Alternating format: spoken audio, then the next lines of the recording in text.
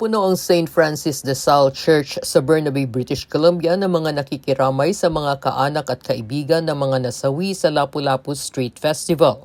Sa eulogy bago ng misa, isa-isang nagsalita ang mga kaanak o kaibigan ng 11 kataong namatay sa kahindik-hindik na car-ramming attack sa Vancouver noong Abril 26. Kasama sa mga nagsalita ang kapatid ng biktimang si Risa Pagkanlungan, ang pinsan ng nasawing si Jendel May Sico at ng na-injure na si AJ Sico at ang pinsan-in-law ng Pilipinang bumibisita lang dito na si Maria Victoria Bjarnason. AJ has been progressing positively but still remains unconscious.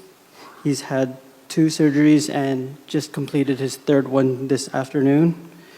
As for May, her body has been released and returned to her family. Again, I just want to thank my ate for everything.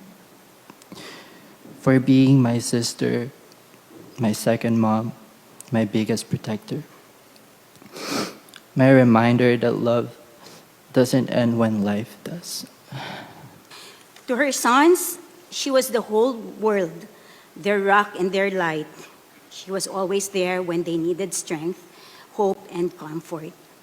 Her love gave them courage, and just having her around made everything feel okay. She gave her all to being a mom, and that love will stay with them forever.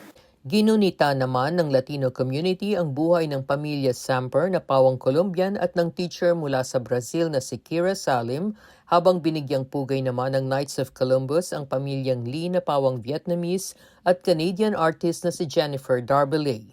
Alejandro says now that he has a mission to recognize his family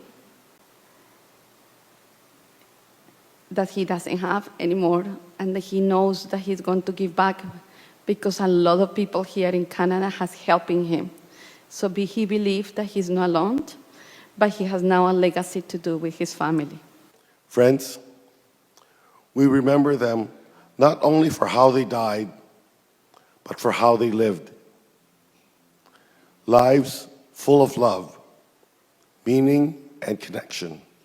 Ayon kay Rona Doria, dahil dead on the spot ang pinsan niyang si Bjarnason, umabot ng ilang araw bago natunton ng mga anak ng biktima ang bangkay nito. It was difficult for her sons dahil hindi nila nakita yung body ng mom nila. Hindi nila alam na nasa morgue. Injured. Oo, injured si Helgi. Dinala siya sa hospital para mapagamot. Meron siyang surgery sa sa legs niya. So hindi niya nakita yung body ng mom niya until siguro mga 2 days, 3 days. Like si Thor, it was so difficult for Thor kasi he has to take care of his brother. At the same time, he was looking for his mom. Sinabi naman ni Tessie Villarosa na hirap din ang pamilya Sico dahil bukod sa namatay ang pamangkin niyang si Jendel May ay naging malubha ang kalagayan ng isa pang pamangkin niya na si AJ. Suddenly one of my nieces, the other cousins, called my sister and said that Kuya AJ and Ate May are missing. You wouldn't like to be in that position? Yeah, nightmare po. It is a nightmare. Tuloy naman ang pakikipag-ugnayan ng konsulado sa komunidad at sa mga autoridad para matukoy ang iba pang injured na mga Pilipino at mabigyan ng tulong ang mga ito. We have also been getting progress in establishing contact with the victims that we could safely say na Filipino citizens, and we're working with them to determine the assistance that they may require from the Philippine government. Nagpapasalamat si Doria sa malaking tulong sa kanila ng Filipino community at ng konsulado. Ayon kay Doria, malaki ang magiging impact ng naganap na deadly attack sa Lapu-Lapu Street Festival sa mga darating pang malalaking community gathering sa hinaharap. A-attend pa ba ako ng mga public events?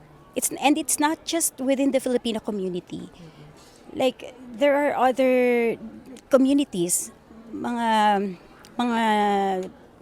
Chinese, mga iba-ibang ethnicity. So, we celebrate our culture, we celebrate our heritage. Pero paano yun? We're now afraid na something might happen.